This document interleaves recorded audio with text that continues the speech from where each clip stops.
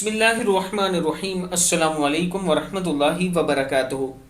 आबिद्राजा channel की तरफ से आज मैं अपने दोस्तों को रसूलुल्लाह सल्लल्लाहु अलैहि वआलिहि वसल्लम का एक फरमान बताऊंगा कि कैसे खाने पीने से रोज़ा नहीं टूटता। हज़रत अबू हुरैरा रज़ी अल्लाह तआला अन्हु फरमाते हैं कि रसूलुल्लाह सल्लल्लाहु अलैहि वआलिहि वसल्लम ने इरशाद फरमाया, जिसने भूल कर खाया या पिया वो रोज़ा न तोड़े, इसलिए कि वो खाना पीना एक रिस्क है जो अल्लाह ताला ने इसे खिलाया पिलाया है। तिरमिज़ी की हदीस है।